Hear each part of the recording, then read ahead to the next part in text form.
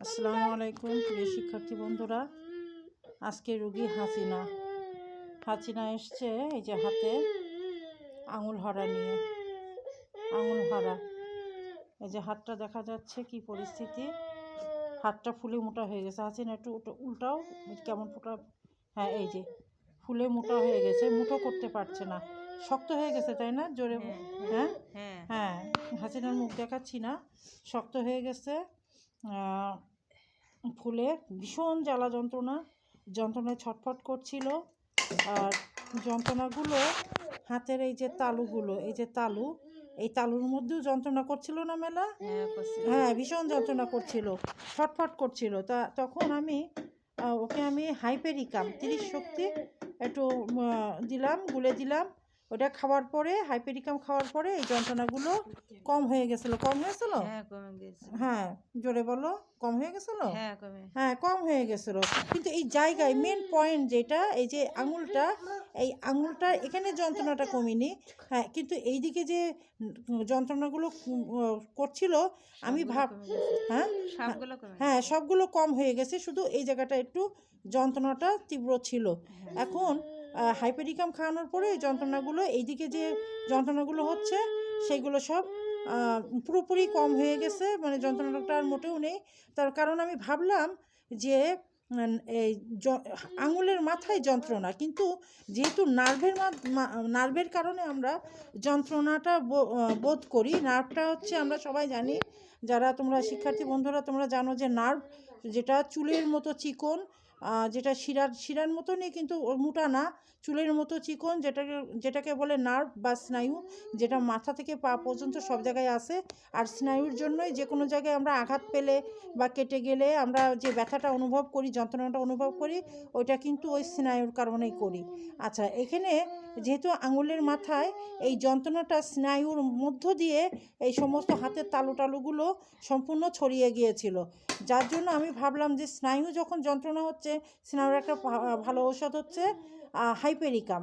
যার জন্য আমি সূক্ষ্ম মাত্রায় একটু যে হাইপেরিকাম দিয়ে সিক্ত করা 30 শক্তি জার্মানি ঔষধ, সেটা আমি একটু ডিস্টিল ওয়াটার দিয়ে গুলায়ে 1 গ্রাম আমি খাওয়াই দিলাম। তারপরে ওই যন্ত্রণাগুলো কিন্তু, এই যে নার্ভের যে যন্ত্রণা পুরো হাতটার ভিতরে ছিল, সেই যন্ত্রণাগুলো সব ঠিক হয়ে গেল। তারপর এই আঙুলের মাথা নিয়ে যন্ত্রণায় ছটফট করছিল।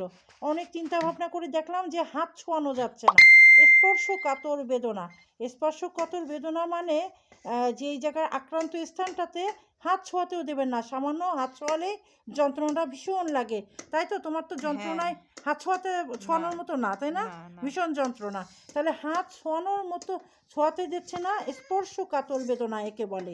যে জায়গাটায় হাত ছোঁয়াতে দিচ্ছে না বা দিলে যন্ত্রণা বেড়ে যায়, তাকে বলে কি? স্পর্শকাতর বেদনা বা যন্ত্রণা। এখন আমি অনেক চিন্তা ভাবনা করে, অনেক ডাক্তাররা আছে যারা মাইরিস্টিকা 30 দেয়, তারপরে হচ্ছে মাইরিস্টিকা মাদার লাগাতে দেয়। তা আমি সেটা দিলাম না, মাইরিস্টিকাটা মাদার টিংচারও দিলাম না, বা মাইরিস্টিকা 30ও দিলাম না। এখানে লক্ষণটা আমি দেখলাম, যে লক্ষণটা হচ্ছে হাত ছোঁয়াতে যাচ্ছে না, স্পর্শকাতর বেদনা।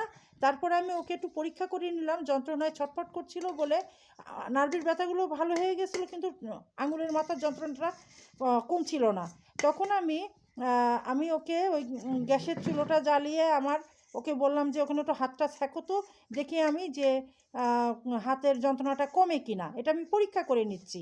তা পরীক্ষা করে দেখলাম যে হ্যাঁ, বলছে যে যন্ত্রণাটা ওই হাতের যখন যে আগুনের সেঁকাটা লাগছে, যন্ত্রণাটা অনেকটা আরাম হচ্ছিল। তাই তো? তাই বলছিল তো? হ্যাঁ, তাই বলছিল যে আগুনের তাপে হাতের যন্ত্রণাটা বেশ অনেকটা আরাম এসে গেছে। বাড়িতে কিন্তু সে মানে যন্ত্রণায় 2 দিন কষ্ট পাচ্ছে, কিন্তু সেই সেকটা একবার দিছিলে? হ্যাঁ, কিন্তু অতটা বুঝতে পারোনি তুমি। আচ্ছা, এখন এই অতিরিক্ত যন্ত্রণায় বোঝা গেল যে আগুনের তাপে অনেকটা আরাম আসছে।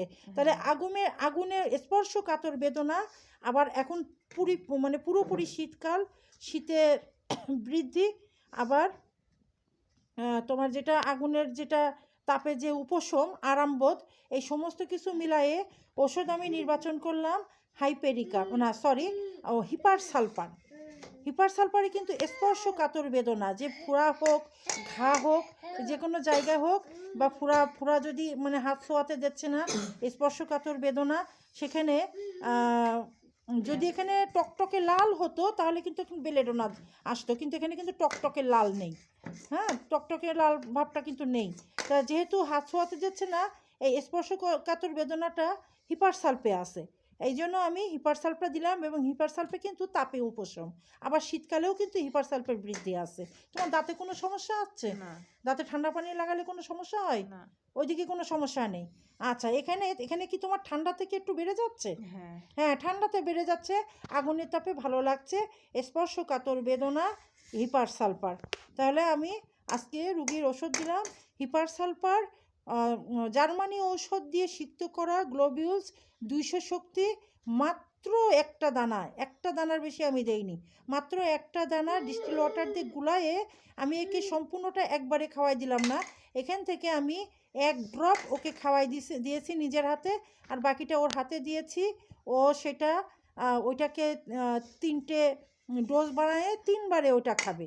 আমি একটা ডোজ খাওয়াই দিলাম, আর বাকিটা একবারে যদি আমি এখন পুরোটা খাওয়াই দিতাম হয়তো 1 চামচে একটা বৃদ্ধি এসে যেত।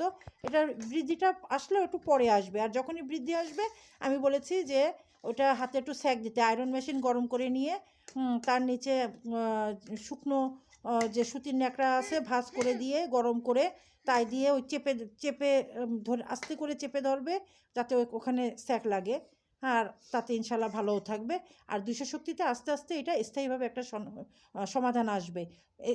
হিপার সালফা আসলে কাজ করে এরকম যে ওষুধটা ভিতরে যেই বসবে যে রোগটার উপরে সে কী কাজ করবে, যদি দেখে ক্ষেত্রটা ওষুধটা যদি বোঝে ক্ষেত্রটা পুঁজ বের করে দেবে, সেরকম একটা ক্ষেত্র এসে গেছে, তাহলে সেটা পুঁজ বের করে দেবে। আর যদি মেডিসিন বোঝে ভেতরে যে এটাকে শুকিয়ে দিয়ে একটা স্থায়ী সমাধান আনবে, ওর যে ফুলাভাবটা ওটা ঠিক হয়ে যাবে ইনশাল্লাহ। আশা করি এতে পুরোপুরি একটা ভালো সমাধান আসবে।